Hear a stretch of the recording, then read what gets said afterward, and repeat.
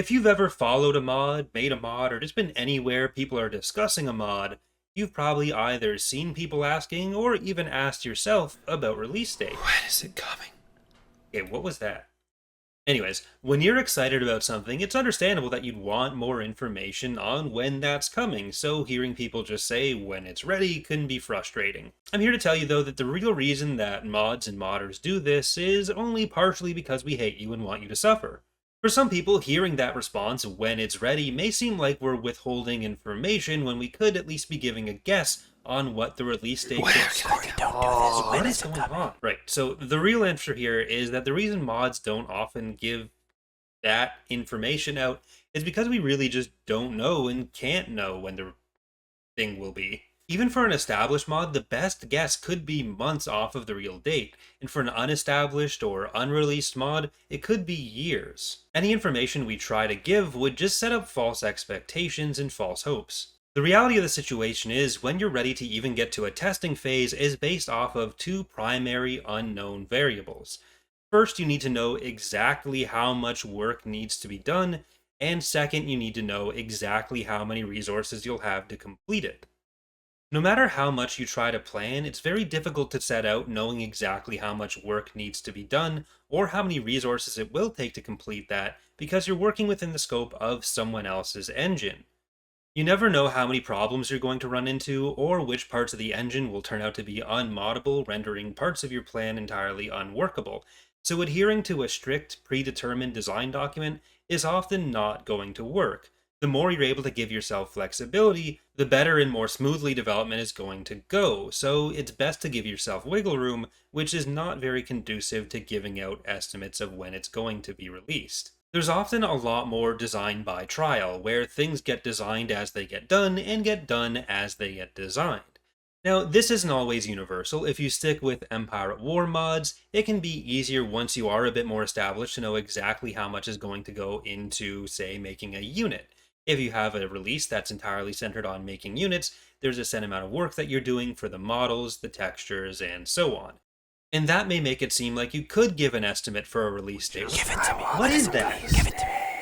Right. So the other part of the equation that makes that impossible is that you need to know exactly how many resources you're going to have to complete those tasks. So that can mean both time and people. Mods are almost always done as a hobby. They're not anyone's job, so the time that's needed to complete those tasks comes from being scheduled around other people's other responsibilities, whether that's school, or work, or family, or just having a life outside of modding, which I hear some people do. And if someone becomes too busy or isn't available or even leaves a team, it's not like the mod team has budget to now go and hire someone else in that discipline. You need to have someone who's willing to step in for free to complete those responsibilities and has the skill set to do so. Sometimes people will be busy or disappear for weeks, months, or even years at a time. So even if we as a team know that to get a specific set of tasks done, it'll take about 50 hours of work, we don't know when people will have the time to get in those 50 hours. Sometimes that happens over the course of a week or a month, sometimes it's over the course of a year. We're pretty lucky with Empire at War Expanded because we have a pretty large team with multiple people in most categories, but not all. And even we've had multiple situations where someone who's working on an asset that's pretty central to what we're doing for a given release is unavailable for a long time. So they may have started it, but they don't have time to finish it for a while. This has resulted in us pushing back projects which were going to be central to a specific release multiple times. You're going to have different policies on this from basically any mod you talk to, but for us, we'll usually try to announce a release when we are in testing phase. So usually that means the mod is content complete, and it's just going to be playtesting and fixing bugs. But even when we do that, in about 50% of cases, we've been pretty significantly off on when things will actually come out. Sometimes for reasons that are within our control, and sometimes for reasons that are outside of our control. There's been at least one case where a pretty serious engine bug has led to a 2 to 3 month delay on the announced time. For that release, we needed an official game patch to fix the issue, which was essentially that saves weren't going to work for anyone, and to get around that, we would have needed to rebuild the entire mod with way less content. Luckily, Petroglyph did step up and release a fix that saved multiple mods.